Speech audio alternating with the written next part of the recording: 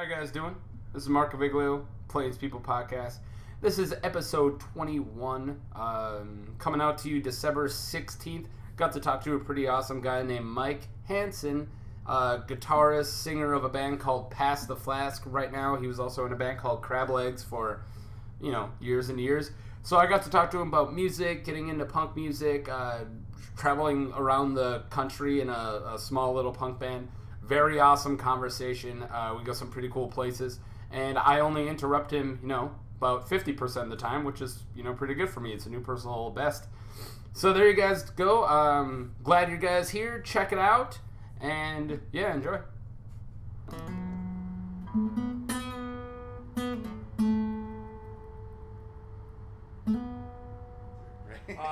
So Mike, how are you doing? I'm doing well, man. Good. I'm glad we can get you to a strange, weird apartment in the middle of nowhere when you're outnumbered by 2 men and a large cat. We're gonna record this and then we're gonna kill you. That's what we're gonna do. Happy 2018, I guess. Yeah, well, at least we bought you beer first. Yeah, There's exactly. Plenty of people who die without beer in their stomach. Warming me up. Yeah. We sound good and everything, William? Yeah. Fuck yeah, look at that shit. Just killing it. Okay, you grew up around here? Yeah. So I'm originally from Apple Valley, Minnesota, just outside the Twin Cities, but I moved to Fargo when I was 6, and so I've been here since. 6. Yeah, I think. What grade is that? Like second? Oh man, like first grade is when I came here. Yeah. Yeah, I came here in second, but yeah, it's like you're young enough. You're Fargo. Like yeah. I never think, oh, I'm from Brainerd. Nah, come on. I've moved here in second grade. It's not like I have all these memories of fucking recess. Oh, like. Oh, exactly. Yeah, it's kind of weird too. It's a displaced feeling because like a lot of people say like North Dakota pride or Minnesota pride, and I live in Moorhead right now, but like I grew up in Fargo, so I feel related to North Dakota, but I was born in Minnesota. Yeah. I'm technically living in Minnesota, but Moorhead's basically just Fargo. It's a weird dual reality. I feel so weird when it comes to voting in North Dakota because for the 2016 election, I lived in Minnesota. And I'm not going to say where I stand, but I definitely didn't vote for Trump. Let's just vote.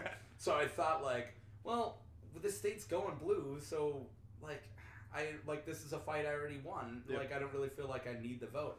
And then when I went, now for this last election, I now live in Fargo. So I was like, well, now it's definitely not going to matter because there's no one who's going to vote blue enough. So it's, so weird of, pick your poison of... Which kind of does your vote not matter do you want? Yeah. Oh, for real? Well, and it was weird this past election because I was living in Fargo during the 2016, so I was really aware of what I was voting for. But in Moorhead, this 2018 election... So you flipped. Yeah, so I was on the other side, yeah. And I knew everything about North Dakota's election. I knew nothing about Minnesota's. So I have no idea what the Minnesota stuff, because we knew all about the 5 measures that they had in North Dakota, but we all looked into it. I wrote myself in for a couple of the ones where it was just some random dude. When it was some random guy and a blank name, I wrote myself in, but I voted for the other guy. And I wanted to see if you would be like, what the fuck? Just a few percent of the population did that. Yeah. That's pretty funny. Yeah. But yeah, I'm glad we went right to election. But that's what I think of when I think of the only real difference between living in Moorhead to Fargo, besides taxes or whatever, is I really feel like that of okay, one is a predominantly red state, one's a predominantly blue state. Neither of them really flip at all. Maybe weird ass elections, but even as weird as the 2016 election was, neither of them flipped. But anyways. It's good. So now we got politics. So you grew from around here. Yeah. Just South Fargo? Yeah, I went to Fargo South. Well, actually, this gives me a little bit of background. I went to Catholic school for a few years. And nice. Parents promptly pulled me out of that, so it worked out well. My mom went to Catholic school when she's growing up, and she thought it was important for her boys to go. And I went to 2 years at Nativity. My brother went to Shanley and Sullivan, so he has better memories of it. But being in 3rd grade and you have a substitute teacher come into the classroom and saying you have to pray to God every night because if God stops thinking about you for a second, you disappear from existence. Yeah, no, that's a great thing for a kid to hear. Holy shit! So I went home crying, and my mom strongly worded letter to the principal. Can you please say that? Tell these teachers not to tell their kids they're gonna not exist. Yeah. Holy shit. So it was just shit like that, and I was afraid of confession, so kids would get letters to get out of gym class. I would bring letters to school to get out of going to confession. because telling this old priest like the things I did bad was really scary. Creeped you out, yeah. Well, it is just a very. I mean, I didn't grow up religious at all, so I never did any of that stuff. But it is straight up like a very odd. Even if you subscribe to it, there's gotta been a barrier for the people who confess every week. There had to have been a while where they're like, "What though? Why are we doing this? Is a weird thing." But I mean, I guess it comes with that with any weird institution. It takes a while to be like, "So this is normal, guys. We're doing normal things. All right, fine." But so what grade did you get out of that and then move on to a public school? So 4th grade was my last year in Catholic school. So 5th grade I went to Bennett, and then what the hell's Bennett? Bennett is in way South Fargo. You know, like where Rose Creek is. Yeah. It's even like farther south than that. Jesus, I didn't even know about. I grew up in this area. I don't even know about that school. That's funny. Yeah. I think they might be a high school now. I could be wrong. No, Davies Eagles. I don't know what Bennett's probably elementary still. Okay. But yeah, I went there, then Agassiz, Discovery, then back to Agassiz, and south. Nice. Yeah. Well, because Agassiz was 6th and 7th grade. Yeah, Discovery I remember that. was 8th and 9th, and I went to Discovery for 8th grade, and then 9th grade they made Agassiz the 9th grade place again. So we went back there. I think so. We got to be around the same age. I think maybe I'm a year or two after you, or before you. But I do remember that switch. But yeah, so I was all north. Oh sure. So I jumped around all the north elementary schools because my mom never lived in the same place for a year. I don't know. We never really talked about it. But but then I could pretty much Horseman would be the one I spent more than 1 year at. So it's like the one I identified. Yeah. But then I went to Ben Franklin and then north. Okay. So yeah, so like completely, same shit, but different sides of the town. There's a lot of schools up there. I used to live on 15th, right by that Casey's. Oh yeah. And so taking my dog for a walk, you could go by a few schools. Well, just driving down 17th, I remember the first time I now live down 17th, and I was like, what the hell? High school is right here, and or like elementary school, and it's like driving right by north or South Fargo, south, and then I remember biking on the other side of South and up, and then I hit a whole other school. I'm like, what school is this now? Like, there's a lot of weird elementary schools that are just like all over. Yeah. Like, whoa. Are we under attack? He said to me like 5 minutes before we got going, he's like, I gotta make sure that doesn't happen again. Well, actually, if we can pause real quick. Yeah, go. All right. We paused it, so I'm just gonna jump right back in. All right, so you graduated from South? What's that? Sorry. You graduated from South then? You went all the way up in South? Oh, yeah. I graduated from South. I got my high school diploma. Nice. Got so it. did I. Nice. Yeah. All right. When did music come in? When did you start playing shit? That's a good question. So, I mean, like... thank you. Yeah. I'm an esteemed interviewer. I don't know if you know this, but... But in high school, I started to go to shows at the Red Raven. Yeah, I think probably in my sophomore year. Yeah, it's... I know we've seen each other multiple times before we even met. Yeah. I know I met you fucking years ago, but we had to have crossed places or crossed paths of like the people who wore black at South Fargo, the people who wore black at North Fargo. I know we've mingled. Well, I'm getting sidetracked now, but like I think this was you. Were you friends with Megan? Mm-hmm. I remember going to breakfast at Cajun Cafe when I came back from college. You were dating her when I was in college. Yes. I fucking remember that. It was 7 a.m, but I got off of a Greyhound bus and I started drinking. Yep. Very distinct memory. Yeah, no, I remember that was you too. When he said it was Mike Hansen, I was like, I looked up who it was. I was like, I got this. I remember. But now, I bet even before that, we had to have crossed paths just going to Raven for shows. Did you go to billiards before Raven? That billiards was before my time. Okay. So the first show I went to... like 7th grade was billiards for me. Oh, 8th sure. grade. Yeah. So yeah, I was pretty late to it. Like sophomore, junior years when I started going. My first show was Kimmy Gibbler's last show. Yeah, it was... Oh, jeez, I was in the middle of the drink. I was totally there. Yeah, I you were remember awesome. Kimmy Gibbler was awesome. It was an amazing show. That was the first time I saw it any day. The place, there's probably 300 people in that basement. The fire department came because they were trying to plow the streets and there was a car in the way. Oh, God. So there's a crazy snowstorm going on. Shows down there. Do you remember what your favorite show you ever saw at the old basement Raven? Because I remember mine, and it's actually up there like my favorite shows ever. So when we're talking about old Raven, I mean like the Kimmy Gibbler one was pretty amazing. But yeah, that was great. Two that stand out was Hans' first show. They just blew me away because I hadn't seen a local band at that level before. They were incredible. They were that good. Yeah. And then the other one was Life Won't Wait's first show when someone broke their kneecap 60 seconds into their set. And the show got delayed and the paramedics had to figure out how to get down those tiny stairs with like a stretcher and like that's crazy. I remember Hands. I think I had a shirt for Hands. It was like these weird little hands and it just said Hands. Yeah, that sounds familiar. Yeah, that was funny. I was going to say, did you ever see Foxy Shazam when they came to Raven? No, but that sounds so familiar. Show? Okay. I can't place it. Foxy Shazam, they kind of got a little bit of radio play, a little bit, but that's another bit. Eric Nally, who now is doing stuff with Macklemore, which is so fucking weird. And I met them all after the show because they're just raving. What are they gonna do? Go backstage? Yeah. Like they're in a weird little concrete basement. But their live shows. This was their second album, which was called Introducing. Was the name of their second album. And their first album was super hardcore, and then they got a little more.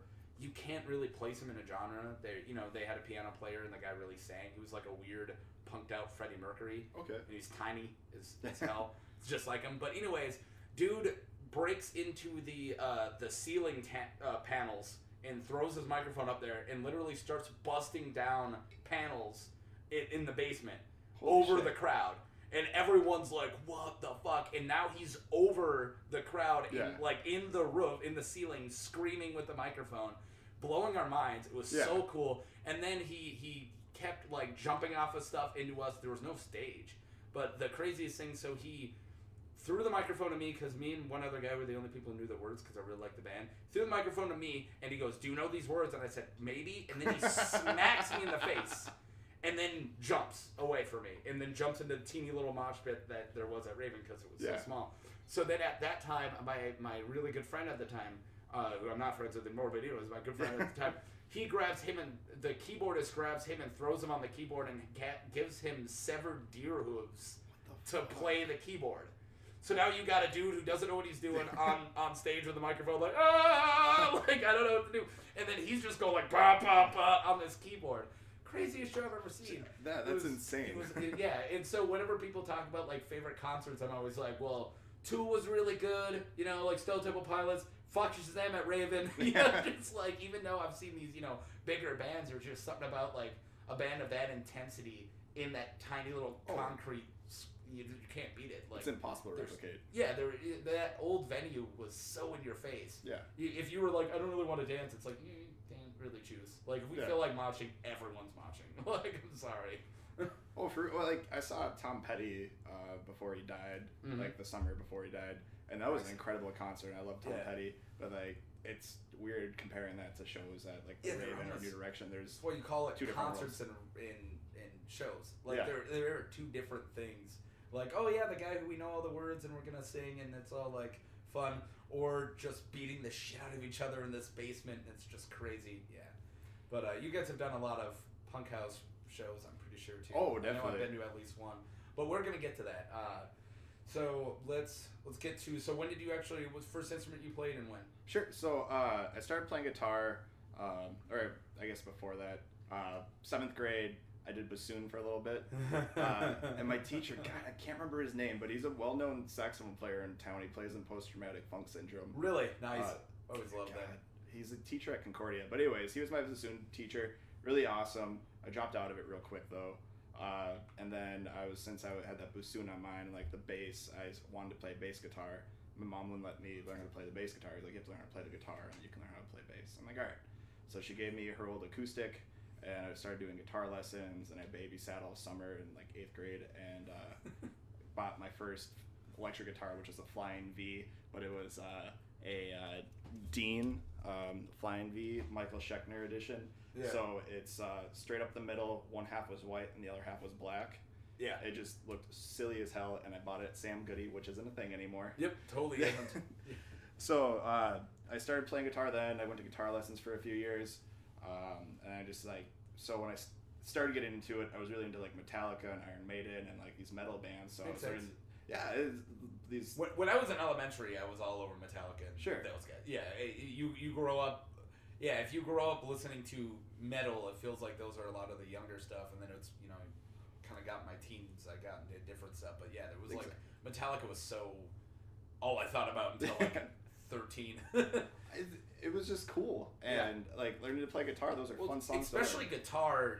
You know, say what you want about Metallica as what they are, but just really amazing licks. I mean, Dave Mustaine said that every riff he ever wrote, he tried to do better than his last riff. Like, sure. and that's it just shows of just you look at just the progression of that band. I feel like he stopped trying after a certain point, but it's like, well, did you quit at Black? Because that was probably your best songs. But whatever. But it's kind of interesting, like when you compare them to like the other thrash bands too. Like it's not the most complicated riffs, but they're catchy. They got hooks. They're fast. They're fun. And some of them are really pretty. Oh, like very pretty. The opening to freaking Unforgiven, that just whatever 30 seconds of that. Oh my god, it's so pretty. That's a cool song. Black Album's definitely one of my least favorites, but I love the songs on it. It's like my favorite. Oh really? No, that's fine. It totally is. It's the one. It's my most nostalgic. I listened to every song of it when I was in like 3rd grade, over and over and over again. So those songs will forever be embedded in my head if I don't ever. Just 10 years later, somebody's gonna like. I'll just stumble upon a random B side of that, and I'm gonna be like, oh, I know every lyric. All right, cool. They're not bad songs. I just like the first 4 I loved. Black Album was alright, and then everything after that I'm not crazy about. I have a weird nostalgia for Saint Anger because I came across that early on when I was younger and I heard it quite a few times. Yeah. It's terrible. That's when I saw him. Sure. So it was like they came to Fargo Dome right after Saint Anger, and it was so weird because I think they knew it wasn't that great. So they were like, well, now we're going to be forced to play this shit for at least half the album, and then we can play the songs you came for. Like, you could sense it. That's the snare on that's so bad. I watched a video recently of the producer for And Justice for All talking about what happened to the bass tracks. Have you seen like what happened to the bass tracks? No. Apparently like Lars threw a fit and he's like, turn the bass tracks down. Yeah, he's like, turn the bass tracks down, and the producer's like, what are you talking about? He's like, no, turn them down more, and then it's to the point where you can't even hear. He's like, yep, that's how I want it. And then years later, the drummer is saying that. Yeah. And of course, that's fucking what's his name? Was it Cliff Burton, the one who died? Cliff Burton had died. Yeah, that's like Cliff Burton's last album. Oh, it's Jason Newsted on that one. Oh, that is. Yep, you're right. It was right before Injustice. Yeah, you're right. It was right before Injustice for All when he died. Okay, never mind. Because I was like, was it because he hated Jason Newsted? So I heard that there was some serious hazing going on, which is part of the reason Jason Newsted ended up leaving the band. But yeah. I wouldn't be surprised if that was part of it. But they were also all fucking drunks back then. They were fucking party animals. Yeah. So it was just funny though, because like years later, when Metallica got inducted into the Rock and Roll Hall of Fame, this producer guy was there, and Lars went up to him and he's like, "Hey, what happened to the bass tracks on And Just for All?" He's like, "Are you kidding me?" It's a pretty cool video to watch. He's very upset that it didn't turn out the way it could have. That's funny. No, all I ever think about when Jason Newsted came in, I know that they had a bunch of different bass players like come out for it. Yeah. And I remember just Jason Newsted just talking about, he was like, I was signing up as a goof. Like, I didn't think I was going to get into Metallica. Yeah. Like, Les Claypool and shit, like, applied for it. And then it was, like, me, who've never done any, like, thing before, got it. I always forget. They've now moved on to a couple different bases after Newsted, right? Or is it still the same guy? It's Robert. I don't know how to pronounce his last name, but he has. If you look him up, I'm not gonna be able to do it, but if you look this dude up, he has like 30 names. He's like one of those weird dudes who has like literally like 20 middle names. His name is like Robert, and it just goes on for like half the wiki page. And now, so we can get off of Metallica. Let me say my really weird trivia. I know. If you ever seen the Pauly Shore movie, Encino Man, wait for it. You haven't? No. Oh my God. So it ends with a high school dance with like a band, and then they all start doing a choreographed caveman-inspired dance. It's an amazing movie. But anyways, the bass player in the band is the dude who replaced Jason Newsted. Interesting. Yeah, that's all I got. I had no idea. Yeah. He used to play with Ozzy. Encino Man. Also, that dude just like such a lanky dude. His arms went down to his fucking knees, and he just played this huge bass. There's no reason his strap should go that low, but he's rocking it. Yeah, like he just walked around like a fucking like just a gorilla. Just a huge dude, man. Love it. All right, so now we're on Metallica. So, sorry, Wolf. So you kind of so you're listening to kind of that 80s, 90s kind of thrash metal. Yep. And is that about when you were starting to play guitar and you're kind of learning those songs? So yeah, I was learning how to play those songs, and they were hard, but I think it was better for me in the long run. And then I started. And you started guitar was the first thing. Yeah. Okay. Yeah. So like I was learning to play these songs, and I would play them up to the solo because I couldn't play the solo, but I was learning like these cool intricate picking and stuff. And then I started to like Green Day and Blink-182. So a little easier shit. Yeah. And then I found out I can play these entire songs. And I was like, oh, I'm going to start doing that. And I kind of drifted away from learning like the Metallica songs. And that got me really into punk rock. And, oh, yeah.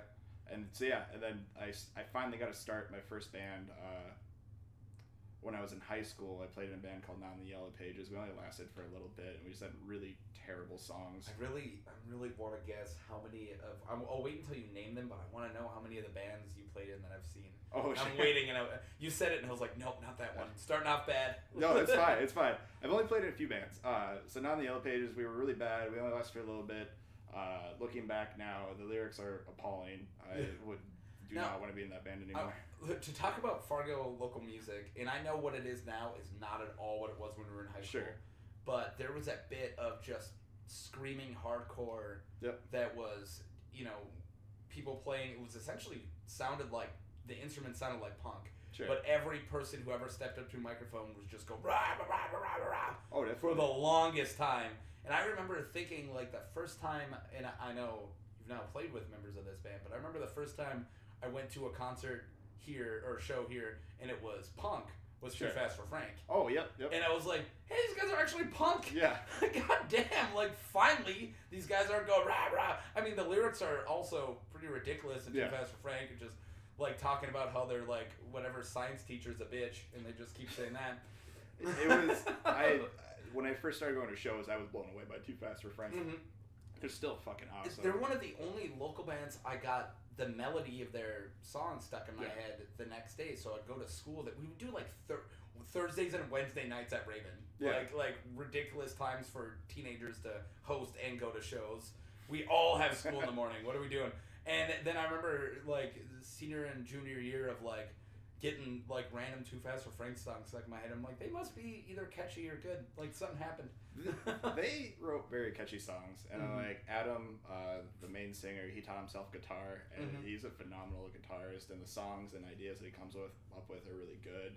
Jack's really good at guitar, and like just all that blended together was awesome. Have you seen them recently? Like since they came back? I heard they came back. So it was Curtis, Jack, and them, and then. Was it just them, or did they have somebody else? So it's just them. Jack plays bass now. Because I remember back in high school, Andy Franks was in. Yep. And he's a character I see around all the time. Yeah, now. He's a character. he's an awesome character. Yeah. I wish that if I ever had him on the podcast, I wouldn't know what to like.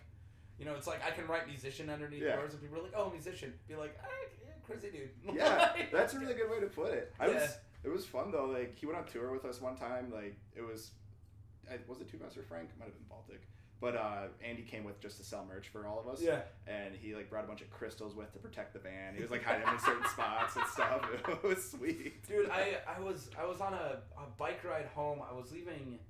I don't know what I did there, but I went to like Riff Fest. I want to say 2 years ago. Sure. And I bike everywhere, so I was just biking home, and I'm like biking, and I see him just pass me. I was like, Andy Franks? He's like stops like whoa. And I was like, hey man, what's up? And he goes, Mark, hey! And we biked for like 2 miles, and he just proceeds to tell me this crazy story of like, oh yeah, so I was living in this state, I was like legally, growing weed, and then, so I saw like all these thousands of dollars that a friend of mine had, and I decided to take it, and then I felt bad, and I shipped it all back to him. I'm like, what are you saying right now? Every time you run into him, he just had this crazy thing.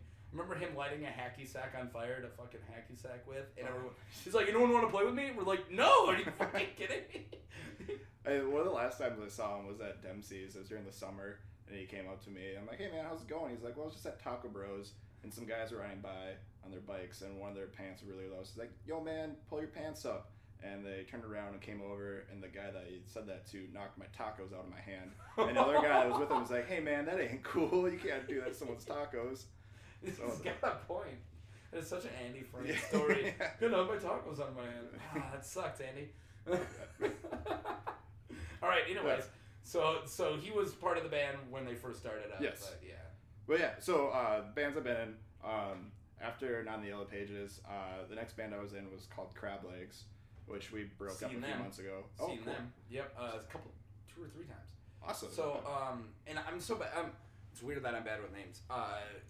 Remember, Scott's a member, right? Yep. Scott. All right. So he's been friends with me on Facebook since. He also dated a friend of mine. Oh sure. Oh yeah, he did. Yep. Also dated Megan, and he was friends with me on Facebook since. I got into like a couple shows of you guys, and he just, God bless him, he will forever send me an invite. Like I'm like, dude, you're still sending me invites to shows? All right, fine, maybe I'll go to one. Like he'll just, you went once, here you go. Yeah. Yeah. I mean, so I mean, like he's not doing shows and stuff anymore. Did you hear what happened to Crab Legs? Mm-mm. It's really fun. We can get there. Yeah. We have a while to go. Oh yeah. So when you. Unless you got anything before Crab Legs, when you formed Crab Legs, when you guys formed Crab Legs, how old were you? That would have been in like, it must have been like 2011, so I would have been 20 maybe. What do we got on time? We're at 35 right now. All right, cool. 35. All right, sorry, I didn't hear what you're saying. Oh, you're fine. So it was 2011. Okay. I'm 26 right now, so minus fucking maybe 19. All right, 19. So you got out of high school, you hung out for a bit, and then you guys you did that other band, and then you formed Crab Legs. Yep. Is essentially what happened. So yeah, so you guys were together for a bit. Yeah, we were together for like 7 years. Yeah. Okay, and then what was the members of that? That was originally it was Scott, myself, and this kid Eric Fixick. He used to play drums in a band here called High Hopes. There was a band before that. Running on Empty was the other band he was in. He's a phenomenal drummer, probably one of the best drummers I've ever seen. And you play guitar? I played bass in that band. Okay. Can I say my bass player thing? Yes. From what I've known, like I've talked to another musician I talked to on here is Jay Stevens. Oh sure. Jay Stevens is from Anomic, but he will for always say like every guitarist needs to learn bass because everybody wants to play guitar. Yep. And no one wants to play bass. Every single bass player is a guitarist who wants to play guitar, but there just happens to be a better guitarist, so you have to play bass. Exactly. Well, and that's how I'll always think as a drummer and 2 guitarists meet, and then the 2 guitarists fight over who's better, and then the other guy plays bass. Like that's how I think of a band around here. They kind of wrote me into because they already had a band going. They lost their bassist. They're like, well, you don't play guitar, you don't play bass. I'm like, I'll figure it out. It's bass. Yeah, it's the same thing, 2 less strings. Yeah.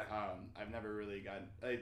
Later years, I started to figure out fills and stuff, but like I was still playing it like I was playing guitar. Yeah. And then Eric was in the band for like a year or 2, and then we replaced him with BJ Moore, who had come from My Apparatus. He now plays in like Triple Deke. I don't know if you've seen them around. No, I haven't. Really cool. Like I'm Robert pretty Gandhi's lost on band. the local music scene. I really listen to a lot. Sure. Yeah. So. Sure. Yeah. So Crab Legs formed, and then kind of the band I'm in now. My main band is Pass the Flask, and that formed technically probably in 2010, 2011. Me and Curtis lived together, and we wanted to start like a hardcore band, and we had some songs, but we never did anything with it.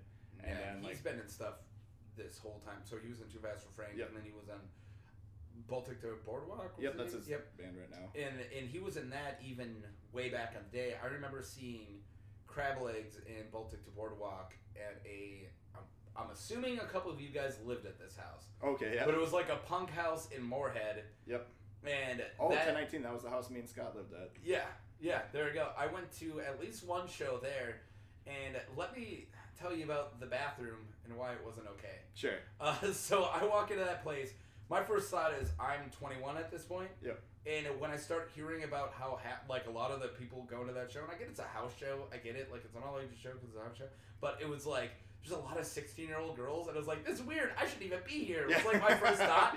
Like, I'm a little too old. And then I like meet other people who are like, dude, I'm older than you. Like, this is fun. We're just here for the music. I was like, all right, cool. And it was still kind of in my head, like, don't talk to any girl unless they talk to you, and then ask them their age, like, sneakily. Like, it was my first thought, like, you're not doing anything weird. And I remember going up to the bathroom, and I'm taking a leak, and then I notice the window is, like, adjacent to the fucking toilet. So I'm just showing the window my junk. Yeah, I would sit down to pee. Yeah, and I was like, oh shit! Because I'm like, there's probably 16-year-old girls walking by, and I'm just sitting here like, hey, I'm just peeing with my old penis. What's up? Yeah. Like, it was a little weird. No, it was a poorly placed window. Yeah. There was also a window in the shower upstairs. So really? Yeah, they're just. What the fuck was with that? I don't know. The neighbor built that house. I'll get him. Okay. Yeah, it was a goofy setup. Pass the Flask. But then like a few years later, we finally sat down and started to write songs, and Okay. we are like 4 years later being Well, serious. let's chat about crab legs. We have Sure. a long time still. We're moving away. We're moving away too fast, man. So, Oh, sure. Yeah, I want to talk about Pass the Flask a little later on. So, let's just get intricacies of playing music. So, the first live show you did was for the band before Crab Legs in? Yep. Yeah. So, what was that like of actually playing? The only thing I've ever done on stage is like theater and things like that. Sure. But I always talk about, and I've talked about with other people on the podcast of the feeling or like even the euphoria of having a crowd. Yeah. Of enjoying it. Did you get that, or were you more an introvert where you played better because of the crowd in front of you? That's a good question. It's hard to remember. I had been going to shows for so long, and I wanted a band for so long. It was like, finally like I gotta fucking do this. Mm-hmm. It was fun. Like we had put a demo out before we played, so some people knew the words. But we had one song where most of it was just woes. Yeah. And so pretty much everyone there knew the words. Because it was woes. Yeah, and like Whoa. exactly. We also for the show, like to paint a little bit of a picture. The joke was that there was going to be free cupcakes there. Yeah. It was supposed to be. So it just said limited free cupcakes on the flyer, and it turned out every band made cupcakes, and so someone changed the flyer to say unlimited free cupcakes. There's just so many cupcakes to go around. But there's a ton of people there. It was just fun, like playing my song and everybody singing it back at me. That was really cool. So the first time you did go on stage, it was like a great experience. It was a really good show. Yeah. Yeah. Now, stand-ups. I always talk. I'm a big stand-up guy. I always talk about needing to learn how to bomb. Sure. How it's a big thing. Have you ever gone to a show where you're like, okay, we are not connecting? Like there is definitely a wall between us and the audience. And then what was that like? If that ever happened? Yeah. I'm trying to think of particular ones, but like one I can think of right now. You don't have to throw anyone out. Yeah. Yeah, there's this one guy. No, you don't have to throw anyone. No, but it's hard going from being a punk band that's used to playing basements with just like Crazy a mic on. crowds. Well, that and like just a mic for your vocals, and then putting us on a stage where everything's mic'd. We have to do stage volume and working with a sound guy, which is difficult because like a lot of bands, especially when we go to these fancy venues where they have iPads to like just do the levels and stuff, they're used to getting like big bands. And Yeah. we're nobody. Yeah. And they're like, you have to turn your volume down. We're like, no, we want it loud up here so we can hear it. They're like, we'll put it through the monitors. We're like, okay, and then they don't put enough through the monitors, and so it's kind of like a struggle between the two. I'm trying to respect their job, but at the same time, we want it to sound a certain way. Yeah. And so when we get to shows like that, and we've also played in basements blowing each other's ears out, we can't hear for fucking shit. So you're just up on stage and everyone's just looking at each other. All we can hear is the drums. Hopefully this is going to win, right? Yeah, that's got to be weird. Yeah. Because you guys can't hear anything. Yeah. With that show too, it was kind of a weird bill because we were on it with a bunch of black metal bands in Missoula or Billings, somewhere in Montana. Okay. And the black metal bands were fucking awesome. One of them was wearing like a deer pelt, shirtless, like Viking. Like it was scary. It was really cool. But we sound like Blink-182 compared to all these guys. Yeah, So yeah. we don't consider ourselves poppy, but we were poppy in that instance. Well, I guess you would call Crab Legs punk, because I would, right? Yeah. Yeah, you guys were very punky. You did vocals then for Crab Legs? I was like backup. Scott did main vocals. Scott, yeah, I knew. Sorry, I got you you're two mixed fine. up for a second. It was a long time ago since I've seen you guys, and I think it was that show in. I want to say you guys did Nestor, and I watched you guys at the Nestor. Was that? We played the Nestor twice, yeah.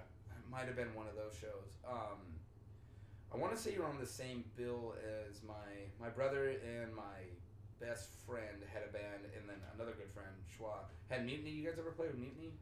Definitely. I remember playing with them at T&D. We might have played with them at I think you guys, I don't know if it was Nestor or not. I know, Yeah. because I went to a lot of Mutiny shows, and I could. They didn't do a shit ton because he ended up moving.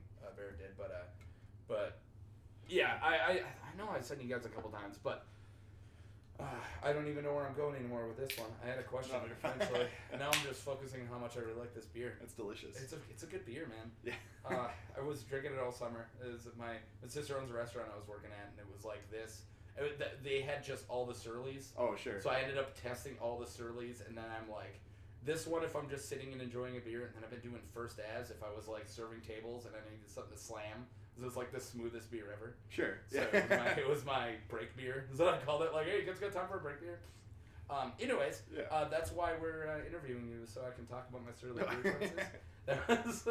It's a part of the podcast where we can edit it out and be like, Mark reviews beers. Yeah. Yeah. Anyways, shit. Where was I? All right. So you were saying you've seen Poppy in front of like playing with these like black metal bands. Yep.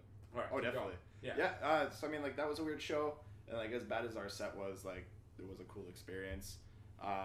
We played a show one time in New Jersey, which like, holy shit. Yeah, we've been all over. Yeah. We've been to the 49 states. We haven't been to Hawaii. We drove all the way up to Alaska. You did a full everywhere with crab legs? Yeah, not we hadn't necessarily played in every state, but we've driven through for sure. Okay. Everyone. Yeah. Except for Hawaii. Well, we had a really bad show in New Jersey. Yeah. Drive. It's even harder to drive through there. Yeah. It's really hard. All right. But New Jersey, this was our first experience in New Jersey. Both times we played New Jersey were actually bad. The first time though, we played this bar, and the first thing that happened, we went up to the bar and asked for water, and they're like, "All right, it's $1." And we're like, "For water? We're playing like I was like, I don't expect you to give me free beers. I sort of expect free water. Free water. Yeah. Yeah, for the band. Yeah. But our buddy Brendan came, and he used to play a band called Save the Swim Team that he had played 1019 at, and he came with bottles of water because he knew the bar that we were playing at wouldn't give us water for free.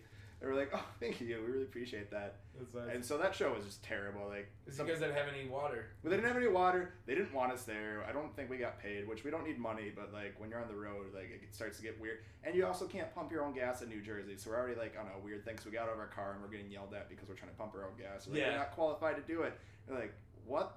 What do you mean we're not qualified?" Well, the weird thing is anyone who doesn't grow up in literally just this area, you get too far out of this area, I feel like this, like the Red River Valley, is the only place where you can fucking pump and then pay.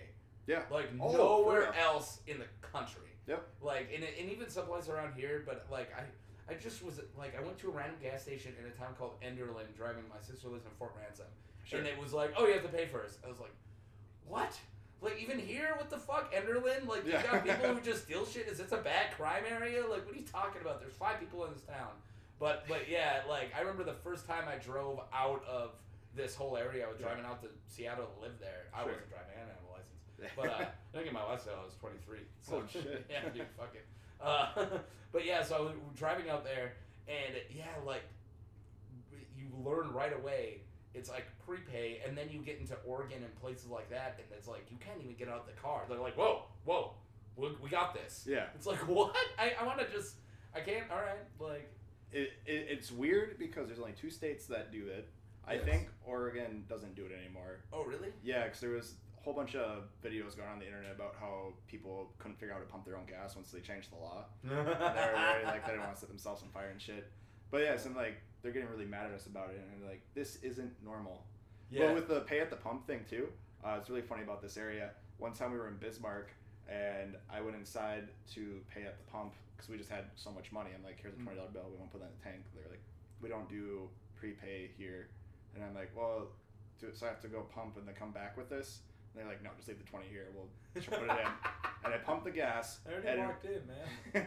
And it, I got to $20.01. I went 1 cent over. I'm like, "God damn it!" Fuck. So I was grabbing a penny, walking back to the gas station. The guy over the intercom is like, "You're good," and I'm like, "Thank you." Oh, man, it's a good thing that guy was nice because he's like, "Yeah, come on, asshole, walk all the way back." Like, he just watching you. I drove down. Well, my friend again, Barrett, who's in Mutiny. Yeah. This beautiful guy. I could go on a tangent about how good looking that man is, but anyways, I had him on the podcast too. I also had Matt Gatsky, looks just like him. I know Matt. Yep. Yeah. I'm pretty sure you know quite a few people who have already. Oh, sure. yeah, possibly. But so we drove down to an old band members of his when he was in a band called Serendity's Call one of his band members got married in Virginia Beach. Okay. And we drove all the way down to Virginia Beach, and we're in West Virginia, and I can't understand a fucking word any of these crazy people are saying. Like, I can't understand West Virginian accent was like, what? Like, I couldn't get it. So I walk into this gas station, and it's like the most raggy, like, there was stuff like Little Debbie's that were clearly taken out of the box of Little Debbie's and then Sharpied the like 25 cents on them. Like, I was like, what are we dealing with here? And I like walk in. Bad. I don't know. Well, I know, but still, I was like, this place is like, holy crap. And Barrett, no, he doesn't walk in yet. And the girl just goes, no, man, what? And I was like, what'd you just say to me? And she's like, no, man, and I was like, dude, I don't understand you. And then she breaks it down but doesn't talk clear. Yeah. So she's like, nah, and I was like, I don't understand, I'm sorry. And she's just staring at me like she's ready to freak the fuck out. And then Barrett walks in, and he must be like some crazy hillbilly whisperer. And he walks in, and the girl goes, yeah, no, prepaid with the bomb. And he goes, oh, it's prepaid. Yeah, here. And I was like, how'd you understand that? I felt like it was like that scene from fucking Hot Fuzz with the weird dude who's translating for the dude who's translating for the dude. That's like what I thought that was. That's so funny. Well, it's weird because the South's not that far away. Yeah. Like, you realize that, like, you're in Illinois and you go, like, one state over. You get to Illinois and there's already Southern accents. Yeah. Yeah. It's weird driving for a little bit and get out of the car and they're like, where the hell am I? Mm-hmm. It's, things are different. And you also got to remember that North Dakota's weird. Yeah, that's like, fair. Everywhere else isn't. That's like, true. Like, I remember the first time I went to a place where I was like, hey, I'm inside an area and I'm the only white dude. This is normal, Mark. It's not normal for North Dakota, but it's normal for everywhere else. Get used to it. Yeah, it was definitely, like, it's very white around here. It's weird. Very white, and it is weird. Yeah. Anyways, yeah. So let's talk about race. Yes. Race war. No. Whoa. It's a bad name for a punk band. Right. Oh my god, it's terrible. Yeah, no, it is weird. I don't want to talk about white people anymore. Yeah, we're the worst. Moving on. I get it. We know. Yeah. Agreed. Second show in New Jersey, though. We played at what would be like a Guitar Center, but also did shows there. And that went terrible for, like, obvious reasons. Like at a Guitar Center? Yeah, it wasn't an actual Guitar Center. But it was like a guitar store? It wasn't like a venue? And, like, it was a very nice place where people can learn how to play instruments. There's guitar teachers there, and they also do live concerts there where, like, if you get good enough with your teacher. This is in Jersey. Yeah, this is in Jersey. It's just weird. Yeah. So, I don't know. That was a bad show. And then everyone was talking about the Jersey Devil while we were there, which I didn't know about. I don't know if you're into cryptozoology. I am aware of it just because this is weird. I'm a Kevin Smith fan, and he brings it up a lot.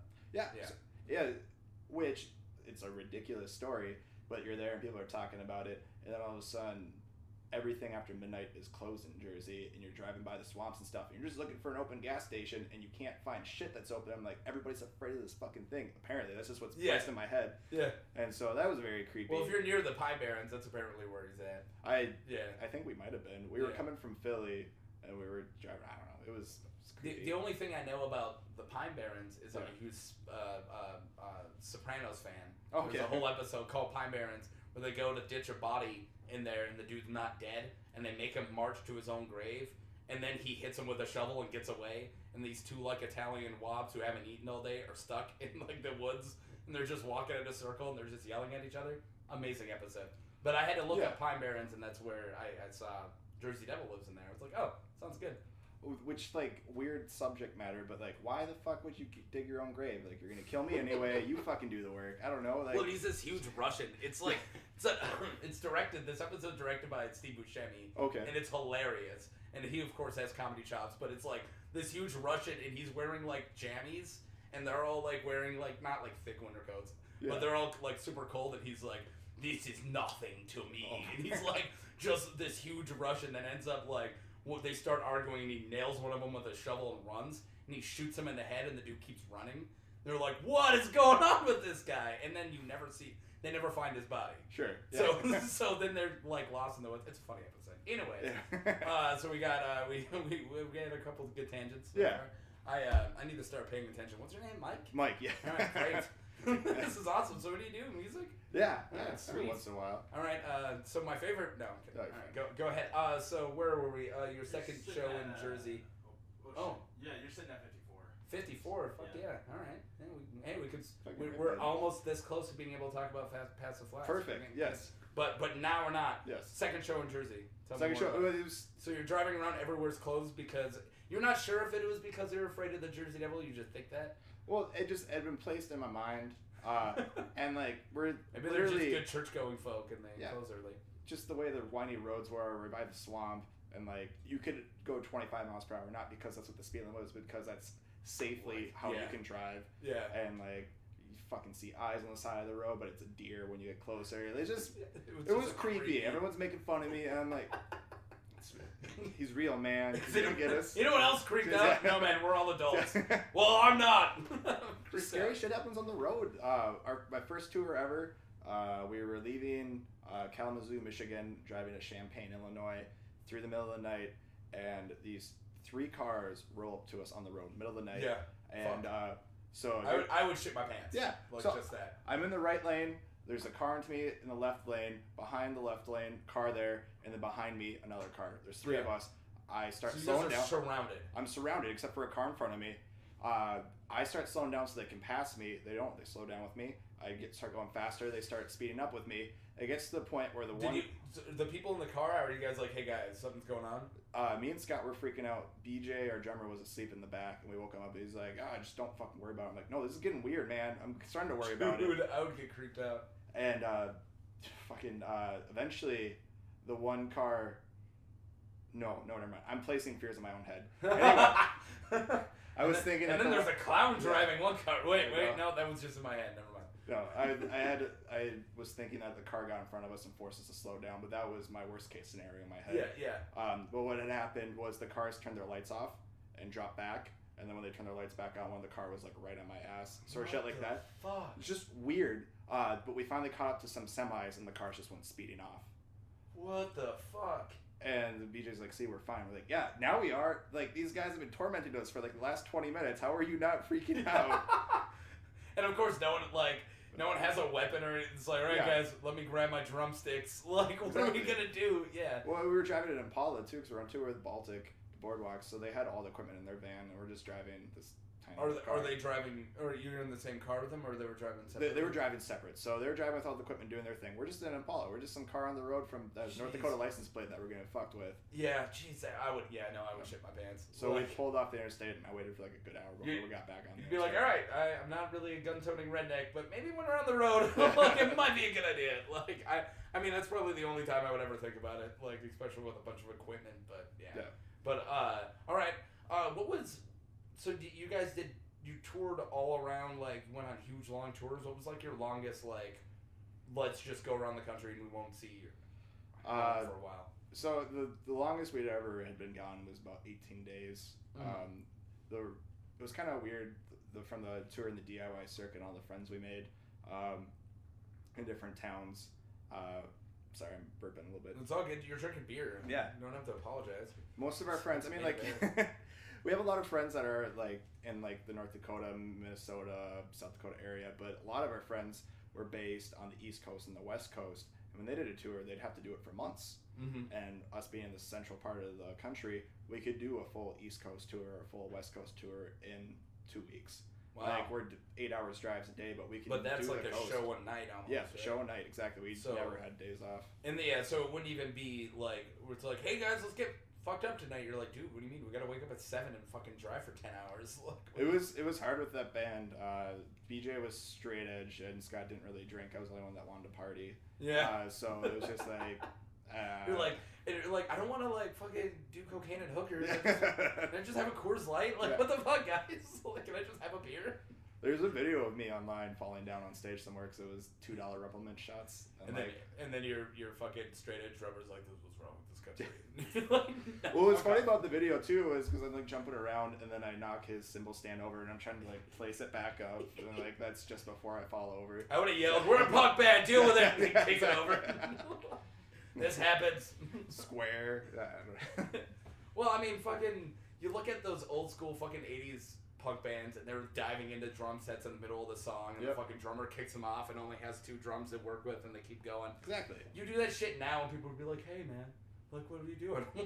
like crowds are just not ready for that kind of hardcore punk shit. At least in my opinion.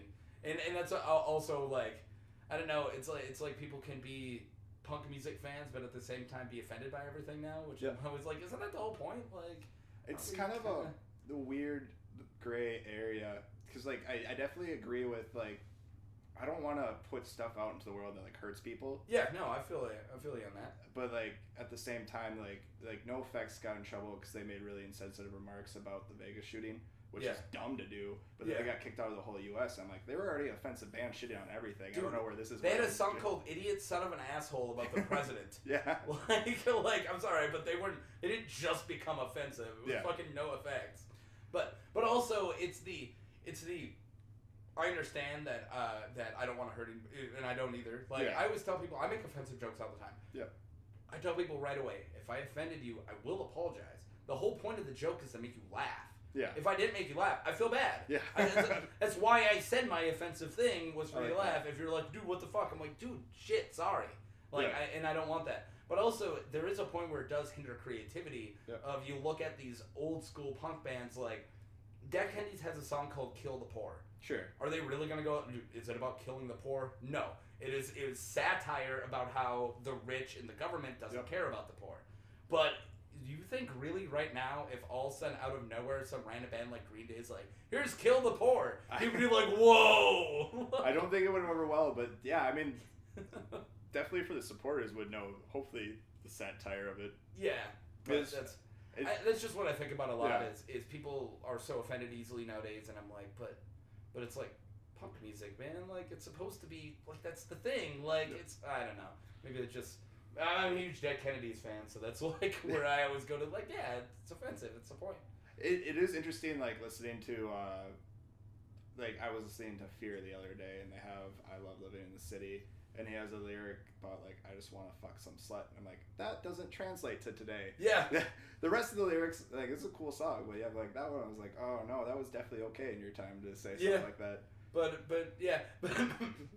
at the same time, what if he does? Yeah. Come on, man. Maybe you're not looking at it from his point of view. Maybe he's just a depressed guy and he just wants to find a girl who's treating him the same way. Yeah. Like, you don't know. It's art. But no, screw it. Yeah, no. It is a weird climate, definitely, for music nowadays. Well, I think punk is one of the. I mean, not every type of art is hindered in this climate. Nothing's super wrong with the climate either. I'm not like trying to say.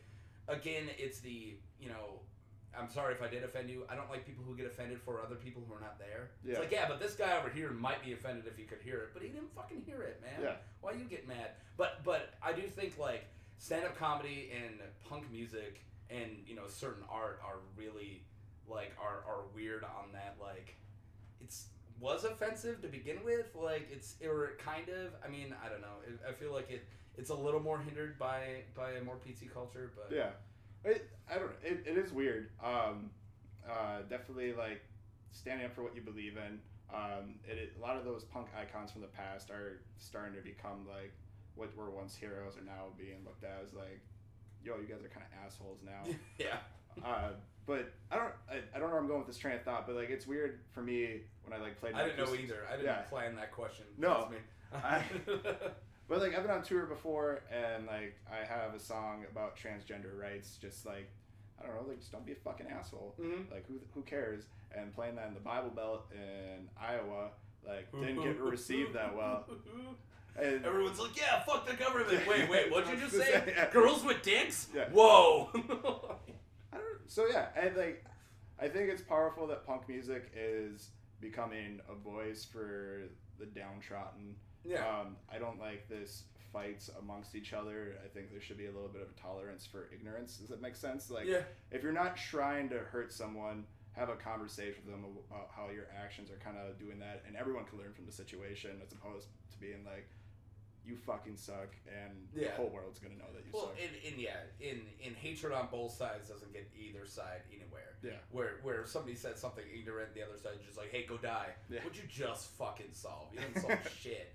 Like, now I'm just like, oh, I guess those people are all hateful. Like, now my brain in it just furthers the gap. Yeah, and I've always been a person who just, I love absurdism, so I've always loved offensive jokes. Sure, yeah. And that really doesn't translate in a lot of, like, I hang out with a lot of the art community, or I did for a while, in, like, Red Ravens, where my art show is underneath. It's in Seagrave, and it has been for a long time. But even around there, it's like, all right, I now know that I have to fucking look over my shoulder to make certain jokes.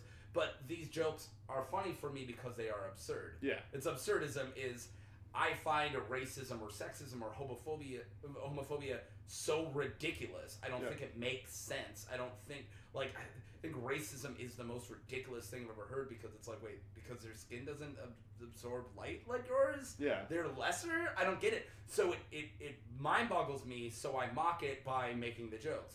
Yeah. And I've tried to explain it to some people, and other people, it goes, they can't get the satire of it, or they can't get the absurdism of it, so I have to look the other way, where I'm like, all right, I'm about to make a rape joke. No one? All right, anyways. So, not that I make rape jokes all the time, it was an example. No. Jesus, I get microphone, stop being offended. I do appreciate the offensive stuff, and like listen to the comedy, and it's just it is a weird listening to it now, because listening to it, I'm like, oh, that's funny. Also, that's not okay in today's world.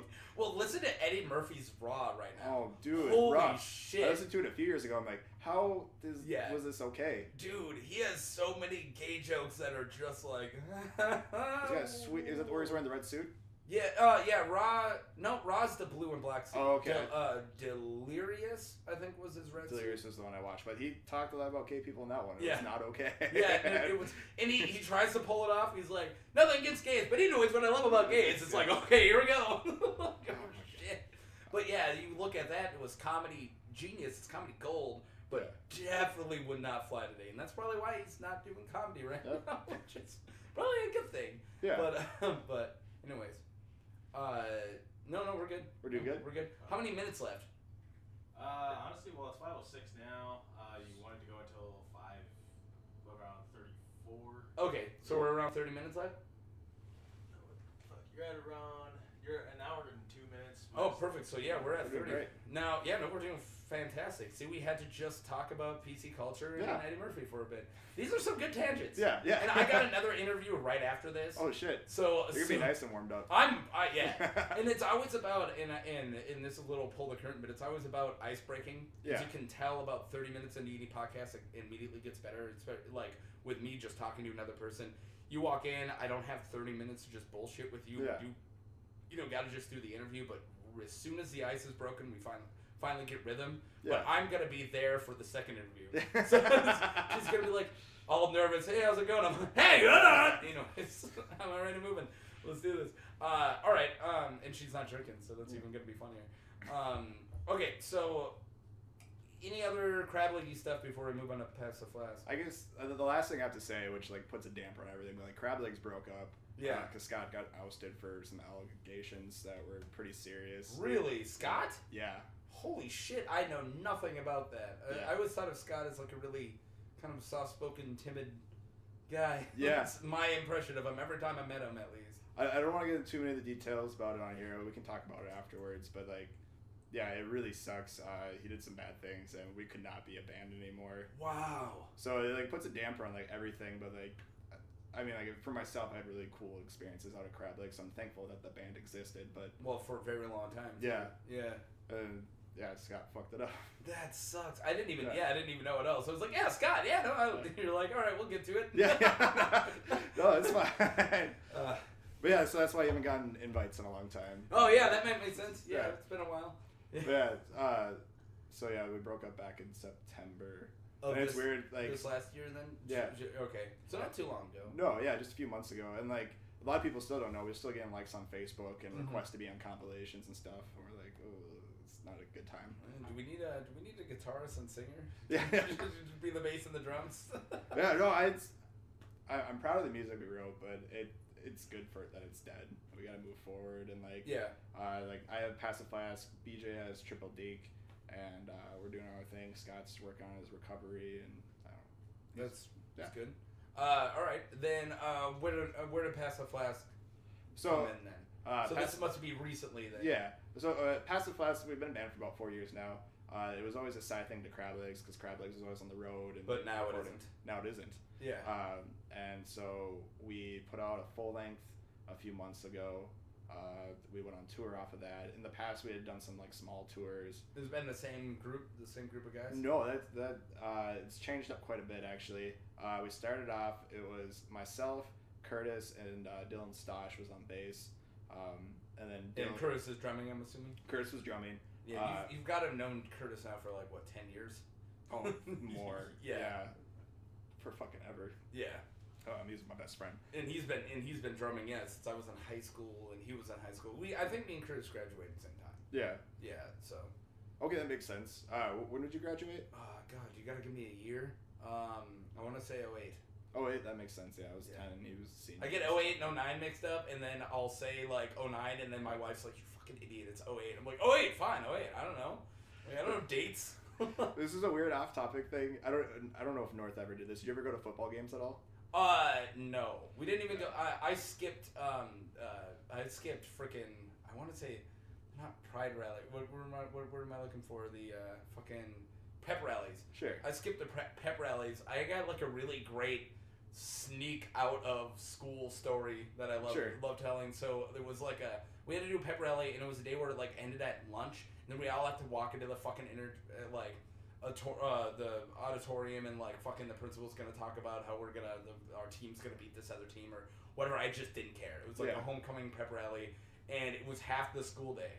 So it was like noon, like we could get the fuck out of here. And I actually met a person who later became a really big friend of mine. So we heard the North had a basement underneath the art room. Yeah. Only like the hardcore art guys knew about it. It looked like a closet, and there was steps. And it was like this little art studio down there. So we went down there, and there was like 3 other artists, and then I was down there. So I walked down there and go, "Mark, you're going to fuck this up." I'm like, "What do you mean?" He's like, "No, you're loud, you're obnoxious, you're probably drunk." I'm like, "I'm a little drunk." It's like, you can't be down here because then you're going to be loud. Teacher's going to walk by the art room, hear us, come down here. You can't, no, screw that. So I had like 5 people with me, and we're trying to get out of this fucking pep rally. Yeah. So we tried to hide down there, it didn't work. So we go back up, and everyone's walking again, like towards, and then the teachers are all at every entrance. So we're like, no one's gonna know the theater, like behind the theater entrance. We're going out there, and there's this huge hallway, like main foyer of North, you open. And all the way down this hallway, there's like this exit to another parking lot, and the theater teacher goes, "Hi, Mark, you're not getting out of here." And I was like, "Grr!" And then we walk back out, and then we like, all right, what are we gonna do? And it's like 5 of us, and we're just all trying to get out of the building. Yeah. And we then turn, and the principal is like talking to somebody, and he has his back to us, and he's right next to the door he's guarding, which is into the music rooms, which are like silent rooms. Yeah. And so literally the back, like his back is to the door. So I open it to a crack, and the principal's got his back to me, and we go through that door, and it shuts right behind him. We hide in the music rooms, and then we hide inside the choir room underneath the like choir like things, and then the theater teacher now looks inside the choir room, doesn't see us, and walks past, and we all wait with our ears, and we hear the big main door shut, and we got out the theater door. And then we went to my place and got fucked up.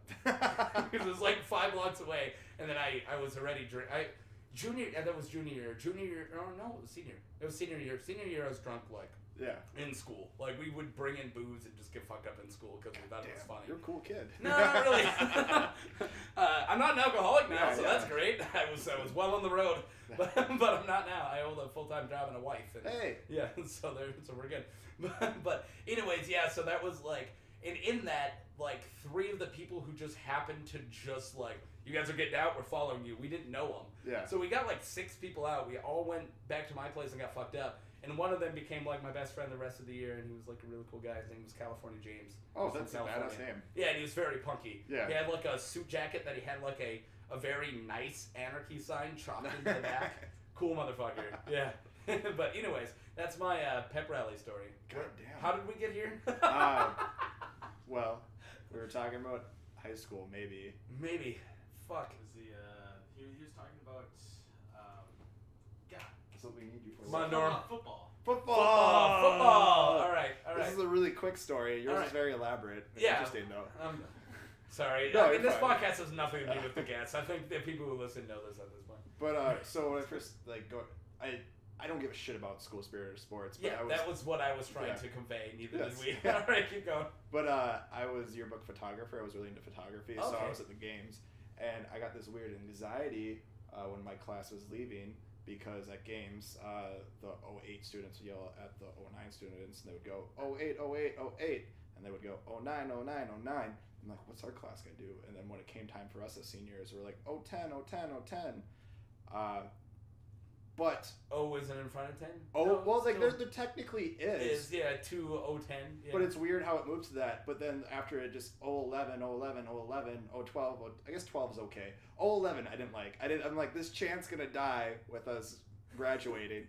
That's the point of my story. Why not just 11, 11, 11? Yeah. Like, there's multiple syllables already. That's fair. Man. Yeah, no, that I didn't think of that at the time. I thought the O had to be there. Especially since we kept it for the 10. Instead of 10. And that's how you remember what year you graduated. Yes. I mean, yeah. Boom. Because this all went to Curtis is the same age as me. That's how we got here. I'm at that point of like 3 beers where I'm now extremely intelligent and it lasts about 20 minutes. And then the next beer, I'm opposite. You get this weird where you're like, I'm a super person, I'm nothing. Yeah. Like, it's the great thing about beer. I still gotta go to work after this, but I'll be alright. Really? Yeah. Oh, fuck, dude, you work graveyards? What's that? You work graveyards? Or Oh no, I host bingo. So I'm gonna go host bingo at Dempsey's, host bingo at the Warriors. I work graveyards. That's why okay. I thought we could connect on that. Connect on this. No, I still go home by like 10. It's gonna be a short shift. Okay, well that's great. Yeah. No, I flip, so I do 8 to 8, and then I do the other 8 to 8. Shit. 12-hour shifts? 12-hour shifts, man. But I only work 14 days a month. Okay, that's really so, cool. Yeah, I get a week off eventually, but I'm on 3 days off. So I got off work.